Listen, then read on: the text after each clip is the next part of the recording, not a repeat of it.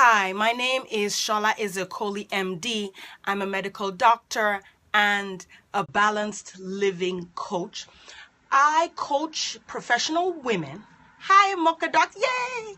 I coach professional women to liberate you from living in survival mode, to help you get your ducks in a row through coaching programs.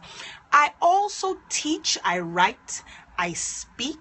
My website is www.sholashade.com. That's SHOLASHADE.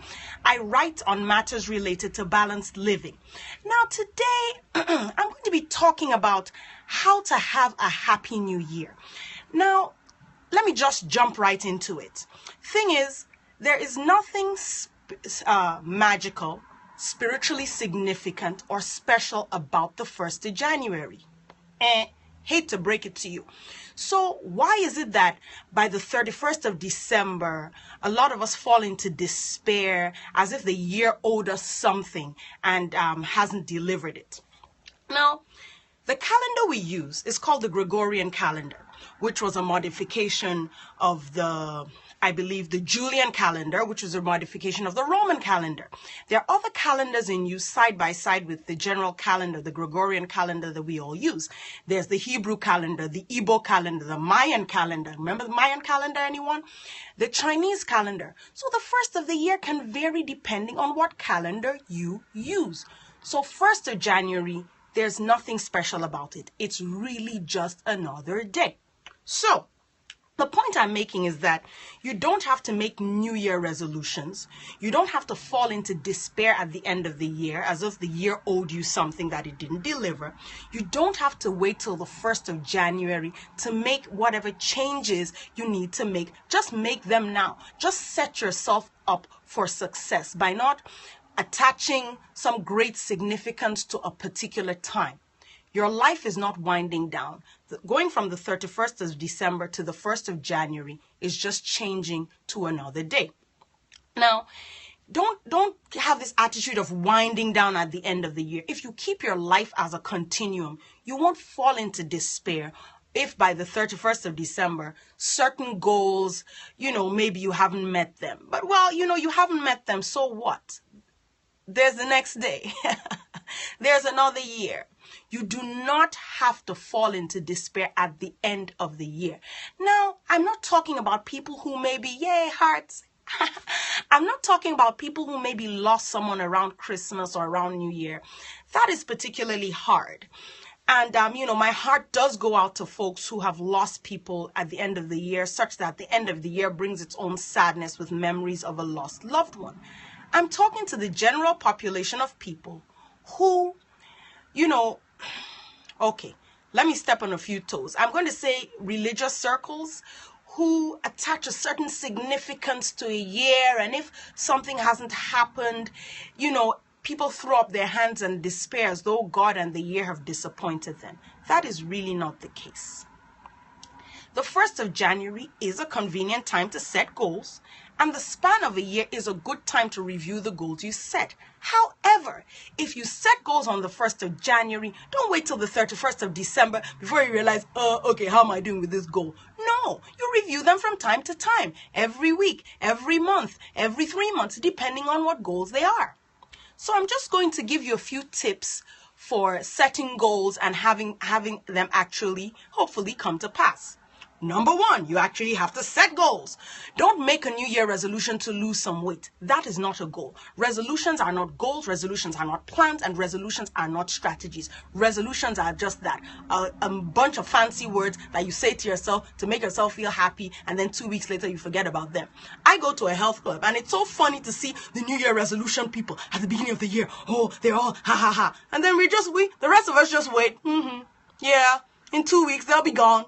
And sure enough, the New Year resolutions people are gone with the wind by the 15th of January. So you actually have to set goals if you want things to come to pass. This is not mere wishing. So instead of going, well, I want to lose some weight in 2016, sit down and say, okay, what am I going to do differently to reach my weight of, let's say you want to reach a goal weight of 160 pounds, for example. It's an arbitrary figure. I'm just throwing it out there. Your goal weights differ from person to person. Okay, I want to reach a goal weight of X amount of pounds. You write it down and you start to make plans to achieve that goal, no matter what day of the year it is. Okay, for example, or if you write a book and you say, okay, by June, I want to have sold 10,000 copies. So, okay, you go ahead. Okay, what do I have to do to sell 10,000 copies of my book? It's not enough to just make a new year resolution and think that, oh, by making this new year resolution, something will magically come to pass. Doesn't work like that. Feel me? Okay, so setting goals is set realistic goals. Now, only you can know what's realistic for you. For example, if you're a struggling student, making a goal to save $100,000 by the end of the year may not be realistic, but if you're a millionaire, it might be. If you may make a goal to get straight A's if you're a student. You may make a goal to lose 10 pounds. You may make a goal to different things. Maybe this year I'm going to write the first draft of my book. So set realistic goals. Or if you're going to write a book, don't say, well, I'm going to write a book in 2 weeks. That may not be realistic for you. Now, I could write a book in 2 weeks. I've done it before. And I've written books in the past and I kind of know what the process is. But if you've never written a book, you might need to set a more realistic goal. Okay, the next thing is be specific about your goals, which I kind of touched on that a little bit. Don't just say, I want to lose some weight. By June the 15th, 2016, I want to have lost X amount of pounds, or I want to be at this weight. I actually don't like to use the phrase lose weight. I prefer to say I want to be at this weight, to put a positive spin on it. Losing just kind of sounds negative to me. Anyway, that's just me. So lose weight, be a certain weight, etc. Or maybe I want to have saved $1,000 by June, and then you're specific so that you actually know when you have achieved your goal. If you just start off by saying, well, I want to save some money, how will you know when you've achieved it or not? Okay, now number 4. So number 1 was set goals. 2, set realistic goals. 3, be specific. Number 4, make plans to achieve your goals. A goal without a plan is just a wish. You don't just make goals and just, okay, well, I've made a goal, so it's going to happen. You have to make plans. And with each plan you make, there are benefits and there are consequences. For example, and I use weight loss a lot because this is something I have had struggles with. And this is something that people ask me about a lot. So pardon me if I seem to be skewing, and I'm also a doctor, so I can be skewing in the direction of weight loss. But it's certainly easy for everyone to relate to.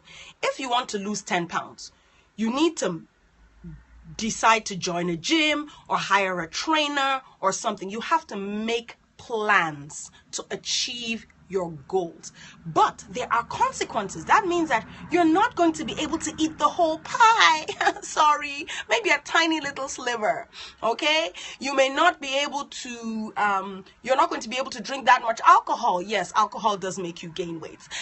You're not going to be able to eat candy. Or if you're diabetic and you want your blood sugar under control, instead of saying, oh, I want my blood sugar to be more controlled, you know what? You have to throw those cookies and potato chips away.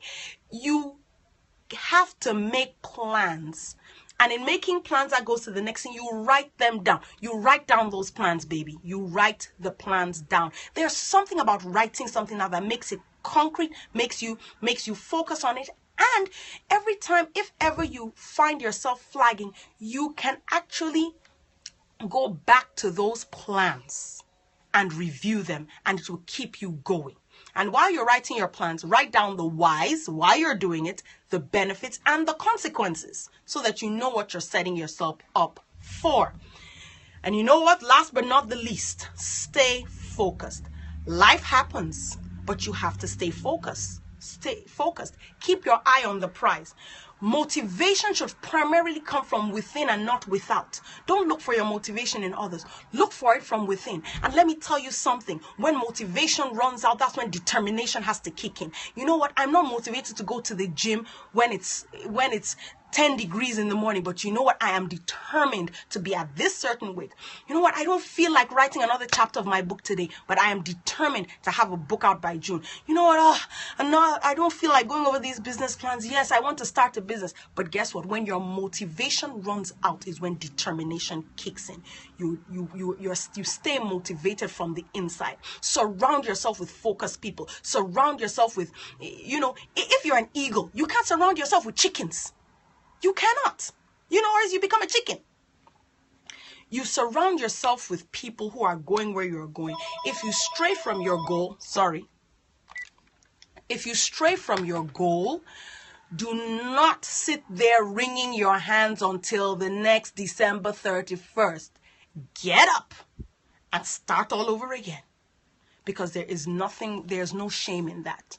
The whole point is that you stay focused. Stay focused. I remember a young man came to me once a couple of years ago and wanted to do a project. Said, "Oh, come January, we'll talk about this project." I said, I made some polite noises, and I thought to myself, why don't we talk about it now? There's nothing magical about January. If you want to do something, do it now. Today is the 22nd of December 2015. Get up. Do what you have to do. Do it now. So that's the end of my, I think it turned out to be rather long, but thank you so much for listening. Thank you for joining me. And I will be back next week, Tuesday, and have yourself a Merry, Merry Christmas and a Happy New Year. Stay blessed.